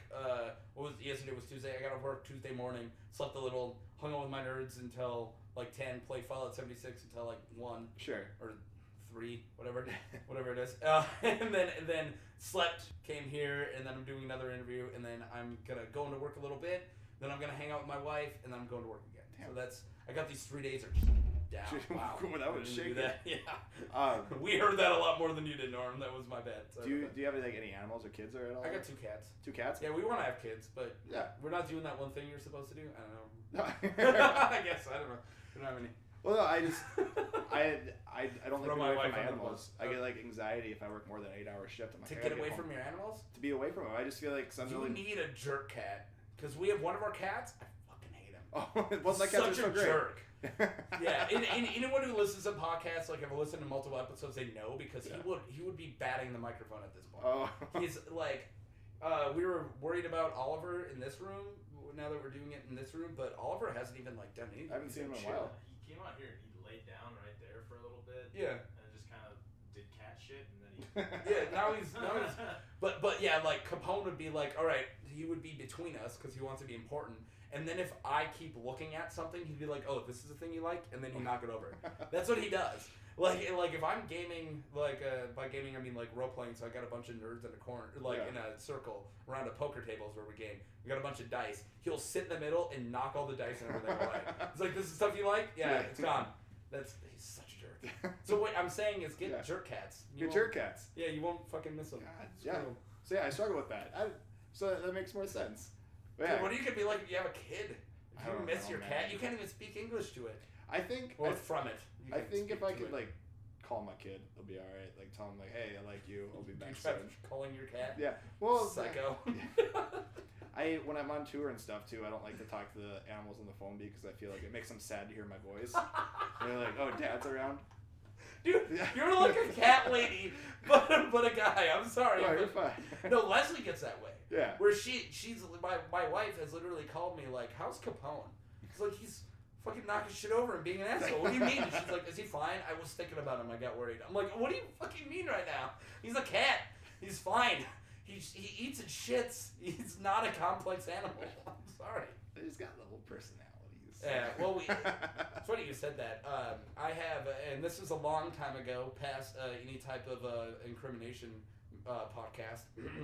But I did acid once, and I had this huge thought of my producer's like, seriously, that's what you're gonna fucking do right now? All right. So I had this huge thought of what the most who wins the most superior animal. Sure. And I couldn't go with humans because we suck. I did acid, so that means I questioned my mortality for fucking 7 hours. And then I was like, no animal does that. Yeah. No, like, or at least no animal we know of, like, oh yeah, death is inevitable, and we're gonna create religion and all this other shit to make us not think it is when it fucking is, and it's endless. I mean, everything is finite, and that's a hard thing to fucking fight, and we fight it so hard that we create religions and we fight over it. And I just don't think cats care. Like, I don't think they're like, yeah, death, fuck it. Like, they're like, bring it on, I'm gonna lay here. And I think they win. Yeah. They have enough complex thought to have pleasure, because you pet a cat, you know, he enjoys it. Yeah. You can tell by its face, by the way he's curling his paws. They have pleasure. They enjoy life, but they don't have to fucking, like, they're not depressed. No. Like, it's great. They win. They get scorned. I have seen cats. They never get scorned. They give those eyes like, you just do that. Cause I do think that a cat would still be a better life than a human. Oh, definitely. That's my point. Yeah. Well, like my cats and my dog, they're just like, they got this pampered, really nice, cushy lifestyle where they got food and treats and everything that they want, and everything's nice. And they're both fucking predators made for a life way harder. And you're like, no, I just got it all for you. And they're like, so just sit here and look pretty? Yeah, just sit there and look pretty. All right, cool. I just want you to cuddle with me at night. Little pile. So anyways, I'm sorry for shaming you about loving your cat. No, that's fine. It sounds I love my cat, you terrible bitch. Situation. He yelled at you. Oh, fuck. Oh, God. All right, sorry. No, you're fine. So anyways, I would struggle with 12-hour shifts because of that. Yeah, because you miss your cat? Yeah. I feel you. What are we at, like 15 minutes? You're at an hour and 16 minutes. You got about 15 minutes. All right. But I can give or take from the beginning, though, because... Oh, yeah, we're going to cut some. Now for about 10 minutes. Podcast listeners, is it great that I have a producer now? This is awesome. We did fuck off for a while. Yeah, that's good. Yeah. That's a good thing. So anyways, Michael Rappaport. Okay. Know who that is? No. He's in a bunch of different movies. Blonde dude, and he's in like Deep Blue Sea. Fucking, I'm not gonna True Romance. I'm not gonna name. But he's this very Brooklyn-y. So he just had 2 different viral cat videos that came up with this really weird looking cat. You might have seen it. And he like opens up the door and goes, "The fuck is that? Oh, dude, this cat looks like grandma." And he's like got this thick like Brooklyn accent, which I'm not gonna do. And he goes, "Hope it doesn't fuck with Lucy." And then he moves the camera up, and another cat's just like hanging up on a windowsill, like not paying attention. He's like, "Don't worry, Lucy, it's not gonna fuck with you." And it like comes back down, and he like just shames the cat for a moment. And then the next video is just him, and you can tell these are planned, and they're funny, they're hilarious. And he's like filming outside, and you just see the white cat run by, and he goes, "The fuck was that? The fuck was that?" And then he like goes into the bush, and he's like, "It's that it's that cat again!" And it's really funny. So he just got kicked off of like, it was like Tinder or something for shaming a cat. And he made a video like, "I shamed a cat." What? Like, I talked to the owners. The owners think it's fine. I didn't hurt the cat. The cat doesn't understand English, guys. The cat didn't not sleep that night because I made fun of him and it went viral. It's a cat. Like, I love it. Oh my God. Animal shaming. with the Boston accent, do you know who Off With Their Heads are? No. Really cool punk band. They used to be based out of Minneapolis. Their lead singer is now in Chicago, but they're on like Epitaph. Like, they're a big punk band. They do like cool. NoFX and shit. One of my favorites. And their current drummer, he used to play in a band called the Fake Boys, who I had played with. And so when we were in Boston, like, he hit me up and he's like, "Hey man, you guys need a place to stay tonight." I'm geeking out inside. I'm like, "This is a drummer for Off Their Heads," even though he's like an old friend of mine. Like, this is still really fucking cool. Like, you're in one of my favorite bands. Yeah, we're gonna go stay with you. And we're staying with him, and he said "wicked awesome" like 30 times, and I couldn't get over it because I never heard him say "wicked awesome" when he was in the Midwest. Yeah, but being in his environment, gotta check out this poutine place downstairs. It was wicked awesome. And I was like, oh my God. I had in the factory I work in for a little bit, we had a bunch of migrant workers, so people came from around town, and there was this, from around the country or even out of the country, there was a bunch of Moldovans. Yeah. I learned that country is horrible. That's all I learned. Moldova's just horrible. That's all I learned from those people. Like everyone I talked to for more than a sentence was always like nothing but the worst shit you could ever hear. But anyways, not getting into that. There was a Boston guy who would go there, and we threw like a fucking party, and then he goes, "Hey, you guys need anything?" And we're like, "Hey, can you get ice?" And he goes, "Yeah, where's the ice mat at?" We're like, what? He goes, where's the ice mat? I'm like, what's an ice mat? Like, I don't know what you're saying. He's like, the mat for ice. The ice mart? What do you mean? There's not just a place that sells ice. He goes, where am I going to buy the ice? I'm like, go to a gas station. He goes, all right, that's where the ice mat is. And I was like, what are you saying? Because it was like such a roundabout way. Yeah, I'm like, all right, where's the ice mat? Like, just ask where to buy ice. What the fuck? It's interesting with that too, like the confidence in it. So like normally, like wherever they were at, they could do that with confidence and know that. But like to us, we're oblivious to it. I mean, it's just like this different way of thinking. Like if you were like, all right, buy beer, I'd be like, all right, where's the beer place? Yeah. And you would think like the liquor store? Yeah. It's over here. But yeah, instead of asking where would I buy it, he just like, all right, where's the ice place? Well, and it's funny with that too, because like leaving North Dakota, this is culture shock for me. You can buy beer fucking anywhere. I know, Target, I love it. Like I gas love stations. When I lived in Washington, there was my favorite beer ever. You can't get outside Washington; it sucks. But it's from a brewery called Iron Horse, and the name of the beer is Irish Death. And I got it when I was 21 on my 21st birthday. Fucking amazing. Yeah. It's like, it's not super strong. I'm a strong guy. Yeah. I like 10s and ups. I'll buy a lot of 12%, 15% beers and just get fucked. Yeah. I love them. Because I don't like just, my wife likes, here's a tangent. My wife likes Coors Light, but you drink fucking 10 of those and you're all bloated. There's all this liquid. You're not drunk at all. Yeah. And I'm like, can I just get 2 strong ass fucking beers? Barely drink any liquid. I'm not pissing constantly because I only drank like 12 ounces in general. Yeah. But I'm wasted because they're all fucking 15%. But anyways, this beer wasn't that strong. So you check that tangent out. But what I loved about it is it was a random local brewery and a random local beer, and you can buy it at any gas station. Oh, that's awesome! It's amazing. Like I could just be like, oh, I really want an Irish Death, and that's probably why I came really into beer when I moved out there. Beer here, at least in high school, the beer climate, there was no craft beer. Oh no, at all. So if I want to drink beer, I was drinking like Busch Lights and shit in high school, so I went straight to booze. Yep. We were vodka. It's how we partied back then because no one had good beer. Kharkov and Burnett's. Yeah, Kharkov. Yeah, exactly. We drank Kharkov constantly, and then I went out there and I brought like a bottle of vodka to a party, and people were like, "What the fuck?" I'm like, "What? It's booze." And they're like, "Dude, that's like nasty vodka," and I was like, "Yeah." They're like, what are we going to do with that? I'm like, shoot it? They're like, what are you thinking? Like, I don't know. I'm from North Dakota. Like, what the fuck? So then when I found out, so you can't buy beer, and all the liquor stores are all government liquor stores, and they're all super spendy. So you have to go to a reservation to a liquor store, and it's way cheaper. Sure. Or you buy beer anywhere. And that was it. So I would walk to the gas station, buy an Irish Death. And yeah, so I agree. So yeah, other places, beer everywhere. Awesome. Oh, it was weird. Well, it's funny that you say about, like, I do remember, like, high school parties, like, it'd be bottles of Kharkov, and it was terrible. And, like, fucked up, though. I turned 21, and I forgot about it. I forgot about taking straight shots of vodka and terrible things like that. And being on the road, we'd show up to a venue, and, like, a guy would pull out a pint of vodka. It's like, you want to take a shot? And I'm like, no, what the fuck are you doing? Do you have a problem? Jesus Christ. Like, also, I can't smell vodka anymore. Interesting. Since I've turned 17, if I smell it, I go, oh, like straight vodka. I can do Bloody Marys and maybe screwdrivers if the bartender doesn't know how to make a drink. Yeah, you can do that. But like, dude, if somebody goes here's vodka, I go, oh, my stomach is like, we're not doing that anymore. We're out of it. We're done. I don't know what to have it in outside of a Bloody. Because I like even like my Moscow Mules, I prefer gin in it. So I don't know. Yeah, I'm a gin guy. You're a gin guy? Yeah. Cool. We should hang out. Yeah. It took me a while to come around to it. Little local plug. Newman's gin make me like gin, and now I can appreciate all gins, but that was a really good starter gin. But I do like gin mules if I do a mule. Yeah. It's like, hey, do you got a gin one?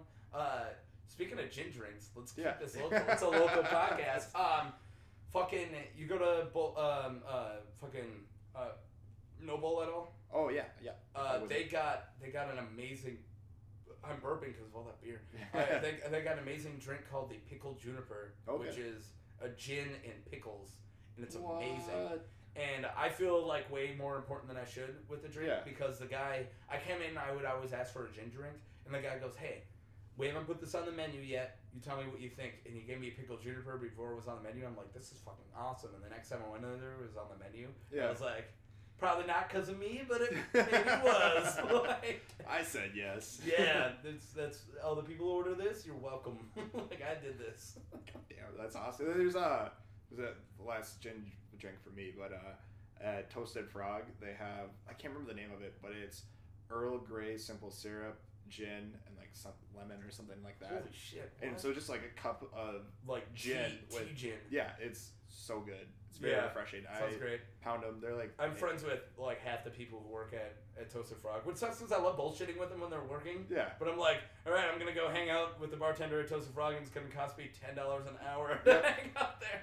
Oh, but more, yeah. Yeah, but it's worth it. Their drinks are so fucking good, and their food's so goddamn good, but, like, it really is like a I just got paid and that's it place. You cannot go there as a regular. I feel bad, because, like, I've been dating my girlfriend for 4 years, and when we go out to eat, it's expensive because it's twice the bill. It's paying for both of us. And lately, for the last year or so, I've had Fridays off, and she works Fridays. So that's when I go to places like Toasted Frog, so like I can ball out and it's cheap. Do the same thing where I think in my head, like, all right, I like going to places where me and my wife can eat from $40 to $50. Yeah, that's normal, right? Yep. But if I'm by myself, I can go to a place where it's usually $80 to $90 for both of us. Because it's gonna be $40 or $50 just for me.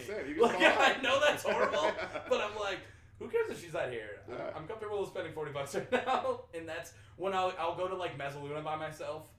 And then she's like, what'd you have? I'm like, I don't want to tell you. Yeah. And then she'll go on my Snapchat because I'm a piece of shit. Yeah. And I take pictures of and she's like, you had a rack of lamb. How much did that cost? I'm like, $29. She's like, you're a piece of shit.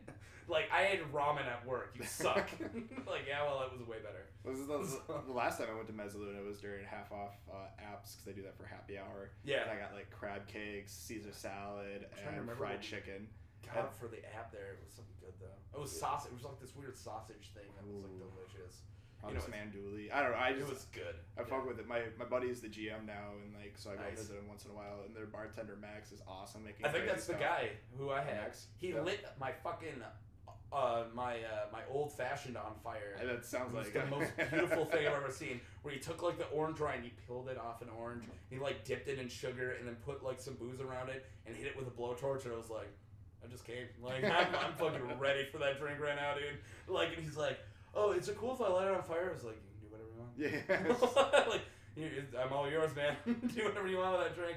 I'm at your disposal.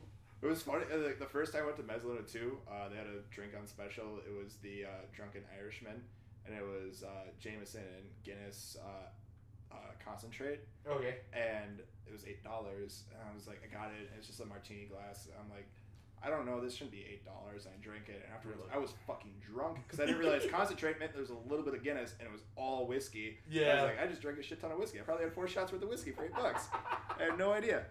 Nice, but it tasted more like Guinness than whiskey. You drink all that fucking whiskey. Smooth. It was very nice. That's awesome. Yeah. Now we're just gonna talk about local places. Yeah. All right. I feel like we need to talk a little bit more about Pass the Flask. Yes. Okay. So anyway, we're a band. Yeah. Cool. So we're getting back at it. We had done a few tours in the past. So you went from like a side project to, all right, guys, let's focus. This is the main. Yeah, deal. This is your main deal, and now everyone in it's like main deal. Yeah, to an extent, yeah. Yeah, well, Curtis is still doing Baltic the Boardwalk. So Curtis is still doing Baltic the Boardwalk. Boardwalk. We've had member changes. I guess we were kind of talking about this before. The original members, originally Dylan. Dylan kind of didn't last long, and then we replaced him with Weston, who used to play drums for Swing Low. Mm-hmm. And our guitarist was Chris Lindstrom, who played in Babysitter's Club and Kingswood Needs. And that was our original setup when we started playing shows. Weston never knew how to play bass. He was a drummer that we handed him a bass guitar. I'm like, these are the notes you play. He's like, I know rhythm. I can do it. Learn G. Yes. Get it. They did fine. But like, especially if it's punk. Yeah. Like G, G, G, G, G, G, G, G. Yep. Yeah. No, he did just fine. Yeah. But he hated it. Like, he didn't want to be in the band, and we all reached that conclusion. And like the day I was like, hey man, we're gonna replace you. He's like, I already quit. I'm like, I didn't know that. All right, cool. Sounds good. We're all on the same page. Well, you don't want a member who isn't happy either. Exactly. Like, yeah, you don't want that. You want everyone to have fun. That's the whole point. You're not. Yeah. It's not your job. So like, you're not his manager. If he's not having a fun time, then fuck, dude, we can't do this. Yeah. At least that's how I think. And it's better for everybody. So then we got Don on bass now, and he's the lead singer of Swing Low, so they're in the same band together, which is very funny. So we replaced one member of Swing Low with another member of Swing Low, and then Chris ended up not working out. He was much older than us, and he had like real life problems, which now the older I get, the more I realize what he was going through.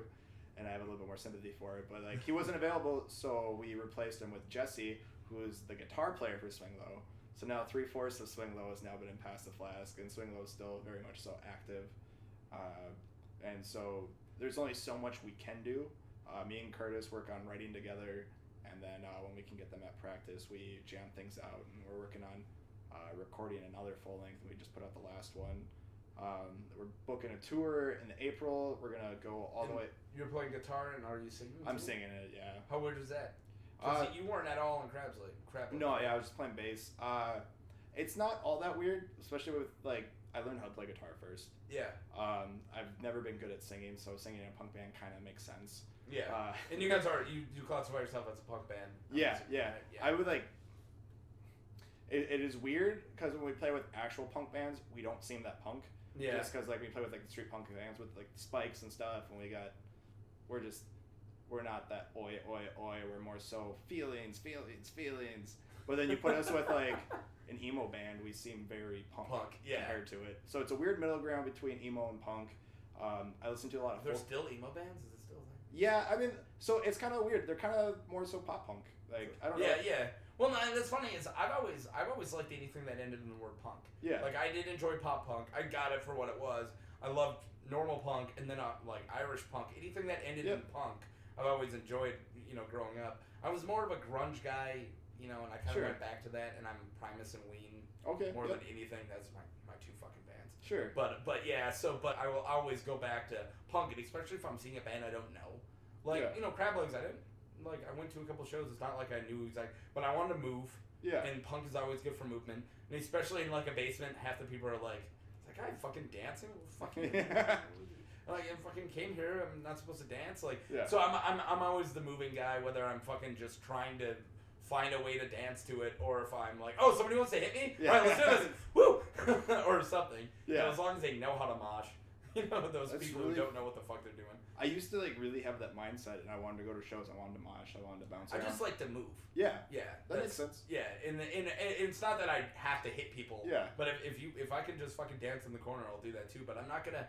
I call it the Fargo. I hate the Fargo. I hate if you. I try to look at it from your guys' point of view. I don't like the idea of you guys looking off and it's nobody for the 20 feet. Sure. And like there's an empty space and they're all sitting back and they're just like, like got their hands at their hips and they're just kind of like nodding. Like, dude, are you enjoying this? Yeah. The fuck? So I always think of that where I'm like, okay, if I enjoy it at all, if I'm enjoying it, I'm gonna go out there, I'm gonna fucking let people know, and I'm gonna move to the music. And that's just what whether it's punk or it's anything. That's just how I have always been. But usually it's just the one weird guy. It is hard approaching shows too because a lot of people with like arms crossed and it feels very judgmental. And then afterwards they're like, "That was great." It's like, fucking do something. All right, I'm glad you liked it. I feel like the older I get, it's exactly that. But I realize a lot of people I interact with have really bad social anxiety, especially like in the music scene.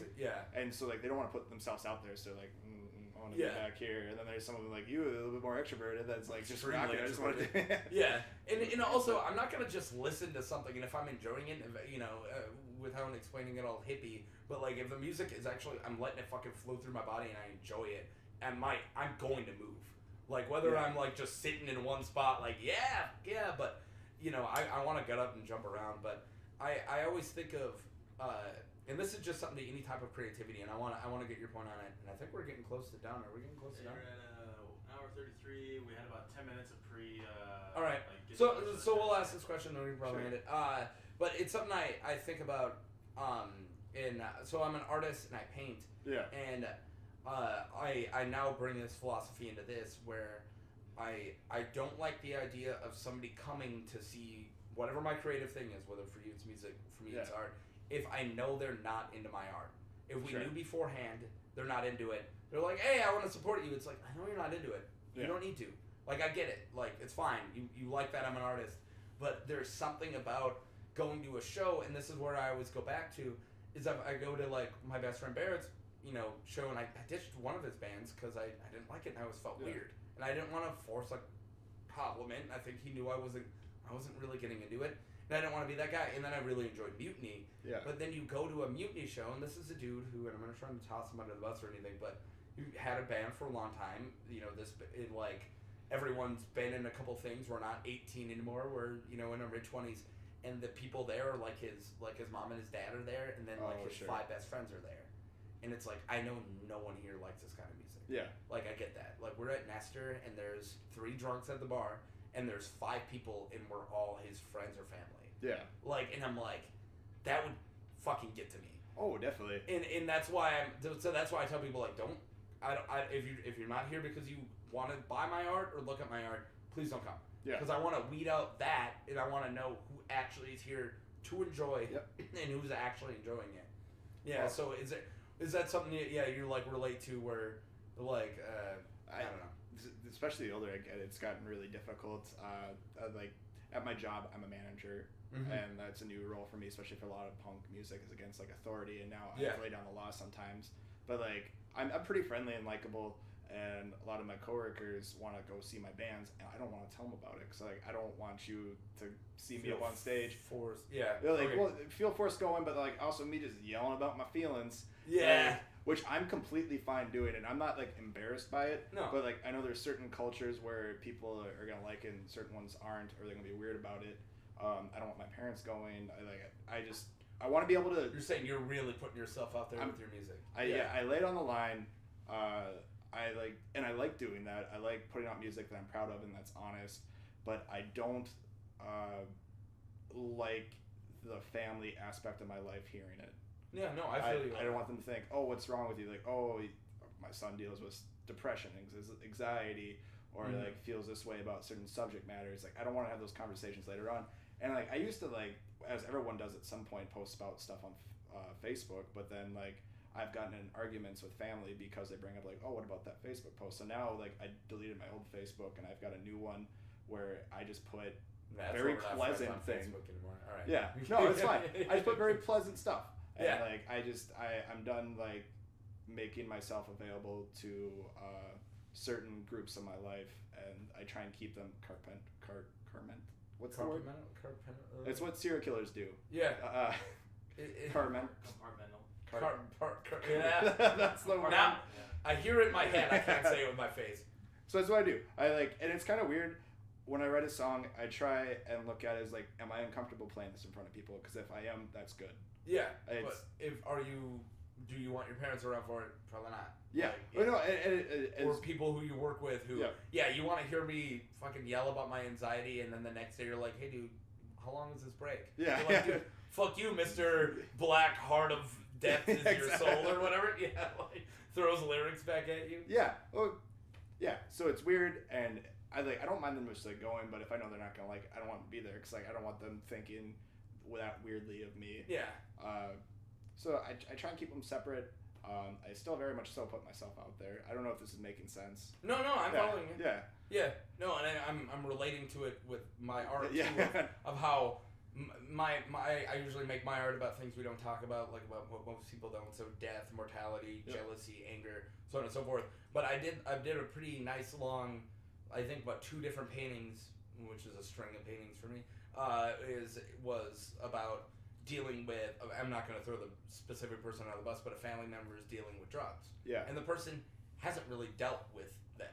They're just doing them. Sure. And I did these couple pieces about addiction, and then they went to a show. They're like, "Oh, what are these words written on it?" And I was like, "Fuck." They read it. It's like, "Oh yeah, all right." So it's okay. So it's like, "Oh, take another pill, this and that," and it's like, "Oh, okay." I was like, "Yeah, fuck you." I was like, "Damn it!" Like. It's about how I can't handle your addiction. All right, so yeah, So I what I'm saying is I fucking get that. Yeah. Of that's probably one good reason why. Yeah, Mom, just buy this cute piece I did, but don't read the really dark ones. Yeah. If there's any mom type thing, just stop where you're at and just don't read it. Yeah. But anyways. No. Yeah. It is weird, like, growing up, too, like, I think maybe, like, going to, like, Catholic and school and stuff, like, definitely, like, installed that in me, but, like, I had very strict parents, and they loved me, and they were great, and, like, they're still great. It's just, I have a lot of anxiety about sharing that stuff. I do like that a lot of strict family moves in punk music, of that freedom of just letting it go, of what, you can't explain what punk is, but but of that rebellion, but at the same time, like opening yourself with the rebellion. It's so hard to explain punk, but of like everybody's equal. Let's break shit. like of this, I remember getting in trouble one time when I was younger because my mom found like lyrics that I wrote, and she's like, "This is pornographic." And it was talking about like gay rights because like it was illegal to get married if you were gay. Like you couldn't have same-sex partners. Like not that long ago.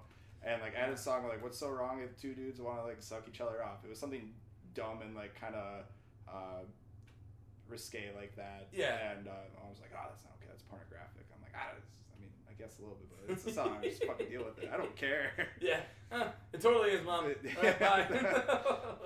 I just made a song about killing cops. Yeah, we're over it. Go away. God, that's another one too. Yeah. I don't know.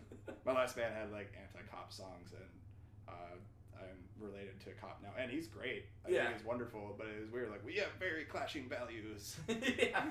Well, my wife has a lot of her family's really huge Trump supporters, and I like to tell people I lean right for certain things, I lean left for certain things.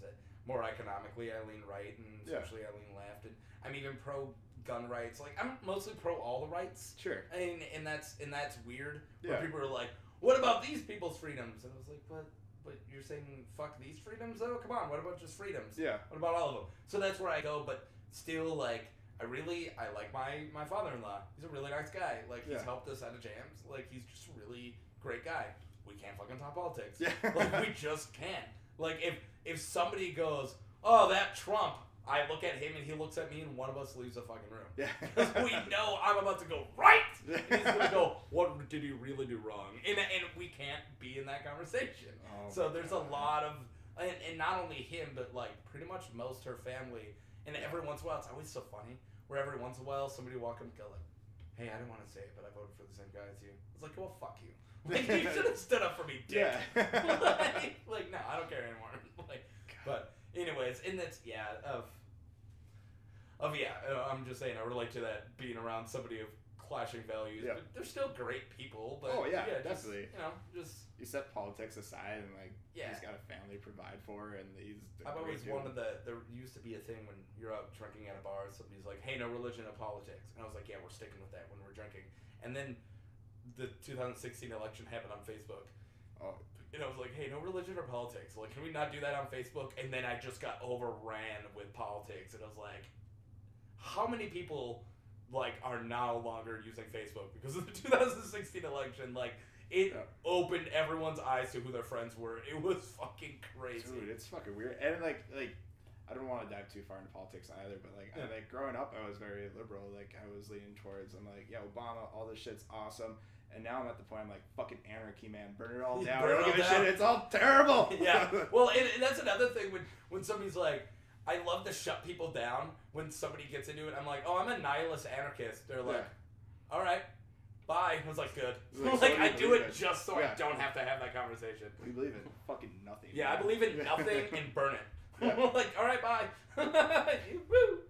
But of course, I believe more complex than that. But I don't have that fun conversation with people. No, yeah. Scare them, then they leave.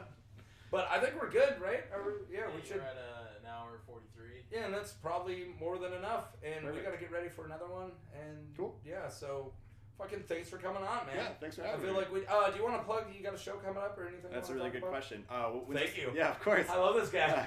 I've had 3 good questions. When is this going to be on the air? Do you know? It'll be this Sunday. This Sunday? Sunday. December 13th. Really important show at the Aquarium. Pass the Flask. What? 13th. Oh, okay. Pass the Flask is playing a show at the Aquarium. It's a benefit for the ALS Association. Cause is very near and dear to my heart and my girlfriend's heart. It's her father passed away, and a few years ago from ALS, and we just since then we've been doing a lot of walks and stuff, and it's really cool that my band gets to play something that's gonna help the cause. Yeah.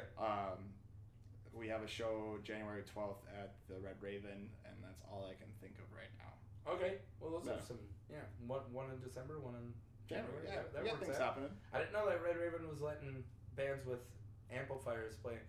There was a thing within this year, right? So like a year or so.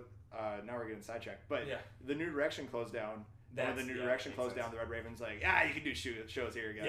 Yeah. I have to ask. So you're probably good friends with the owners of New Direction. New Direction. The New Direction. They knew it was New Direction when it started, right? They had to have known. I think quickly after. Yeah, because when I first heard it's like, oh yeah, I'm gonna go do a show at the New Direction. I was like, what'd you just say to me? The New Direction. They have to know, right? And then I heard later on they did a show called The Naked Boner Show, so it's like, all right, they get it. Yeah. I'm glad they get it, but I wonder how long they noticed. It was a joke almost from day one, but it was not the intention. Yeah. There was. But they rolled with it. They were like, fuck They really it. is. It's funny. Yeah, it's great. But it's always comes to my mind, like, I wonder if they fucking knew at the beginning. Like, hey, we just named it Naked Boner. Does anyone know that? All right, well, fuck, thanks, Cool. man. So, all right. Talk to you later. Cool. Yes. It's good talk.